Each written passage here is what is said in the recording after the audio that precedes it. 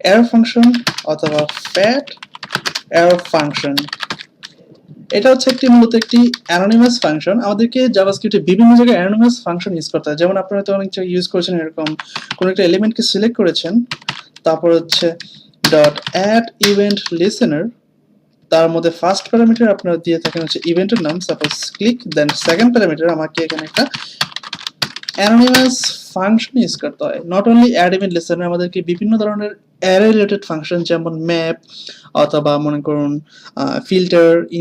Filter, তারপর হচ্ছে এই ধরনের অনেক ধরনের মেথডে আমাদেরকে অ্যানোনিমাস ফাংশন ইউজ করতে হয়। বাই দ্য ওয়ে, নেক্সটে অ্যারে নিয়ে বেশ কয়েকটা ভিডিও থাকবে অ্যারের মেথডগুলো নিয়ে। তো আমরা এখন কিছু এক্সাম্পল দেখি। যেমন ধরুন আমি এখানে একটি কনস্ট্যান্ট নিচ্ছি, ফর এক্সাম্পল নেমস, এখানে দিলাম হচ্ছে রায়হান, তারপর মনে করুন ওমর, তারপর হচ্ছে মনে করুন এনামল।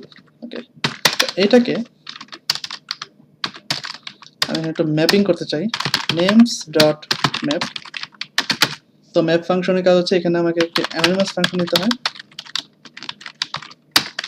দেন এখানে হচ্ছে সে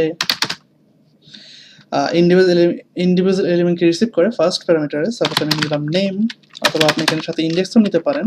আমি ইন্ডেক্স নেম নিলাম এবং আমি এখানে নেমটাকে রিটার্ন করলাম।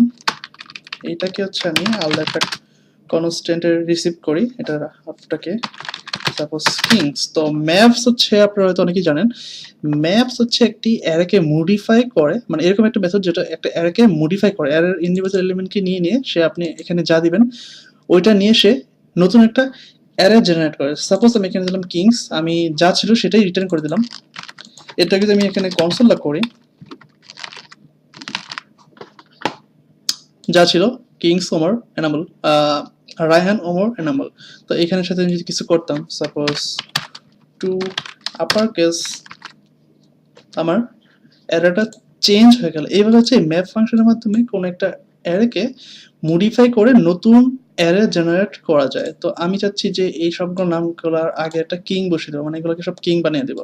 তো এটা করার জন্য আমি কি করতে পারি, just simply king name, king Raihan, king Omar, king enamel. আচ্ছা, তো আমরা এখানে কি করছি, একটা স্ট্রিং নিয়েছি, তারপর কনকেট করছি। আপনি যদি এত ঝামেলা করতে না মন চায়, আপনি এখানে ES6 এর টেমপ্লেট স্ট্রিং ইউজ করতে পারেন। এখানে এটা কিভাবে করবেন, এখানে জাস্ট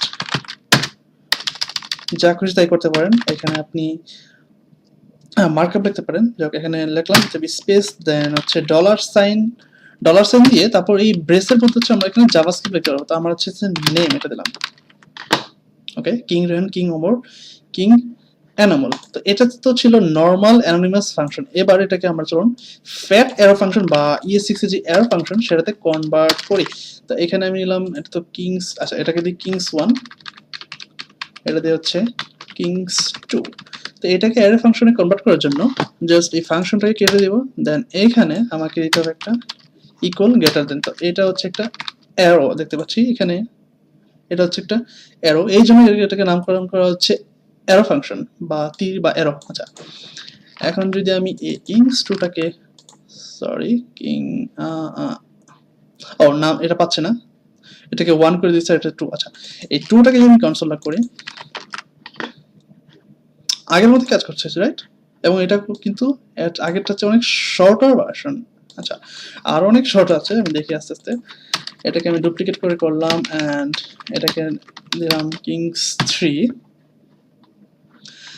এখন আপনার যদি এই অ্যারো ফাংশনের মধ্যে যদি একটাই মাত্র প্যারামিটার হয়, তাহলে আপনি জাস্ট এভাবে ইউজ করতে পারেন, অথবা আপনার এটা দেওয়ার কোনো দরকার নেই। বিষয়টা আমি একটু দেখাই। সাপোজ মনে করুন আপনার হচ্ছে অ্যারো ফাংশন এরকম